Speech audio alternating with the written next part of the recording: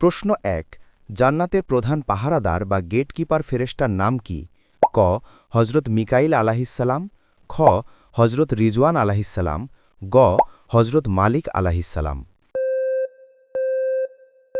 সঠিক উত্তরটা জানার আগে ভিডিওটিতে লাইক দিয়ে দিনই কাজের অংশীদার হন। সঠিক উত্তরটি হবে খ হজরত রিজওয়ান আলাহিসাল্লাম। জান্নাতের ৮টি দরজা আছে এবং এক একটি দরজার প্রশস্ততা আকাশ ও পৃথিবীর দূরত্বের সমান।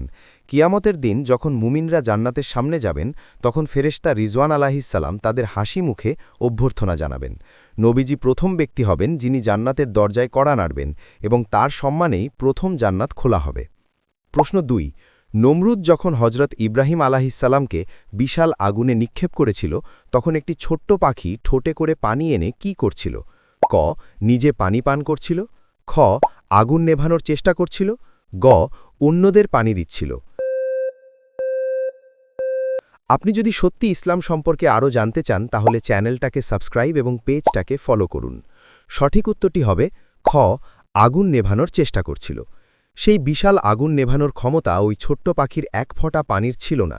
অন্য প্রাণীরা যখন পাখিটিকে নিয়ে হাসাহাসি করছিল তখন পাখিটি বলেছিল, আমি জানি এই পানিতে আগুন নিববে না, কিন্তু কিয়ামতের দিন আল্লাহ যখন জিজ্ঞেস করবেন ইব্রাহিমকে যখন আগুনে পোড়ানো হচ্ছিল তখন তুমি কার পক্ষে ছিলে, অন্তত আমি বলতে পারব আমি আগুন নেভানোর পক্ষে ছিলাম।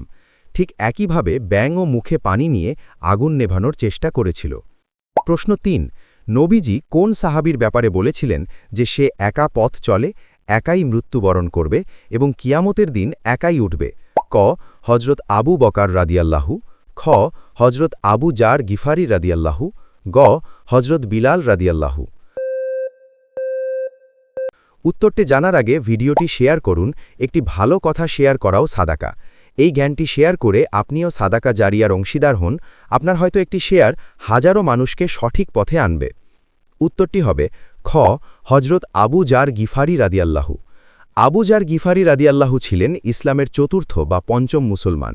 তিনি এতটাই সত্যবাদী আর সাদাসিধী ছিলেন যে সারা জীবন কোনো ধন সম্পদ জমিয়ে রাখেননি। নবীজির ইন্তেকালের পর তিনি জনশূন্য মরুভূমিতে একা জীবন কাটাতেন। নবীজির সেই ভবিষ্যৎবাণী অনুযায়ী তিনি নির্জন মরুভূমিতে একা মৃত্যুবরণ করেছিলেন। আপনি যদি সত্যি ইসলামকে ভালোবাসেন তাহলে কমেন্টে লিখুন আই লাভ ইসলাম। আপনি কয়টি প্রশ্নের উত্তর দিতে পেরেছেন কমেন্টে জানাবেন।